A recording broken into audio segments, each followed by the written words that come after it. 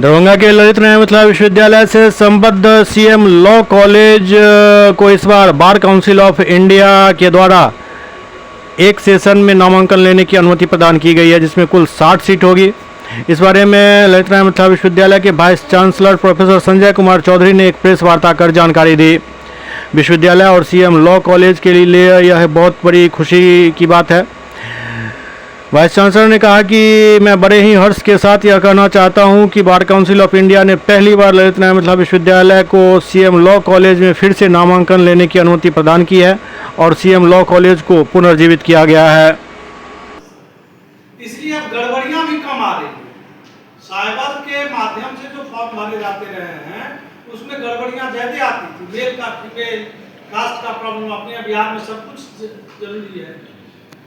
Gender तो हम लोग करेक्ट करवा देते थे, लेकिन कास्ट का करेक्शन बहुत हम तो कुलपति के प्रति धन्यवाद ज्ञापित करते हैं और आभार व्यक्त करते हैं। इनके जो अथक प्रयास से और जिस तरीके से ये हमेशा मार्गदर्शन मुझे प्राप्त कराते रहे, उसी का फलाफल है कि आज हमने एक सेक्शन लेने में भी बहुत ही मैंने इनके ही कारण ये एक सेक्शन भी मिला है। बीसीआई ने कहा है कि आप इसको स्टार्ट कीजिए और कुछ उन्होंने निर्देश दिया है।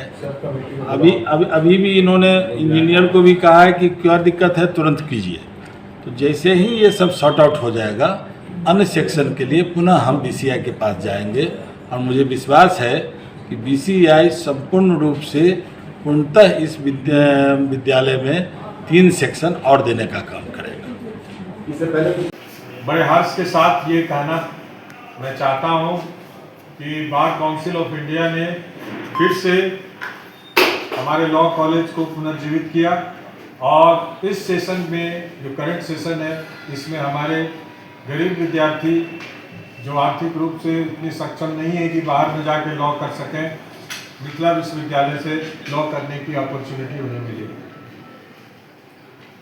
क्या इसमें आदेश क्या है? बंद था बहुत दिनों से, तो कैसे कर पाए आप? इसका ब्रीफ डिटेल्स मैंने अभी दिया, आपको मैंने बता दिया। 60 सीटों पर पहली बार हम लोग को इस बार मिला है।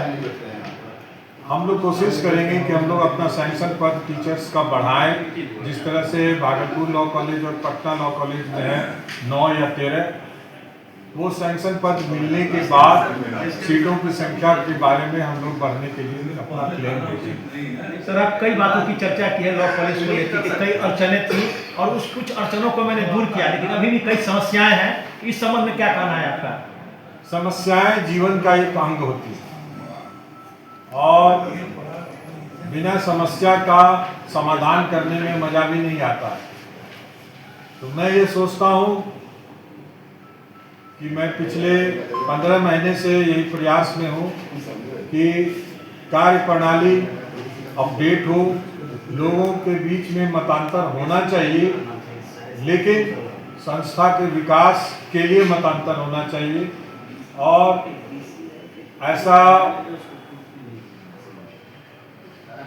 मूवमेंट में अगर ऐसा पाया जाएगा कि जो नेगेटिविटी है, तो स्टैट्यूट के तहत जो भी अधिकतम पनिशमेंट होगा वैसे व्यक्तियों को चिन्हित करके दिया जाएगा। आपने एक शिक्षक की चर्चा की है कि बिना कहे हुए उसे तिथि दे दिया, इंस्पेक्शन की टीम भी आ गई और आनंद फानंद विश्वविद्यालय के द्वारा उसका इंस्पेक्शन भी करा गया। और उस आपको समय क्या कहेंगे, कौन लोग हैं और क्या उन पर कार्रवाई करेंगे? कार्रवाई विश्वविद्यालय प्रशासन करेगा। रिपोर्ट सबमिट हुई है जैसा मुझे जानकारी मिली और रजिस्ट्रार के स्तर पर वो रिपोर्ट अभी पेंडिंग में है। आ जाता है तब हम लोग मैक्सिमम जो स्टैट्यूटरी प्रोविजन में डिसिप्लिनरी कमेटी होती है उसमें वो जाएगा। डिसिप्लिनरी कमेटी के मीटिंग के बाद ही वो वही कमेटी सक्षम प्राधिकार है किसी तरह का निर्णय लेगी। नामांकन कब तक से प्रारंभ हो जाएगा? इसी सेशन में। कोई तिथि निर्धारित अभी तक हुई है सर? जून से निकाल देंगे, विज्ञापन सब निकल जाएगा।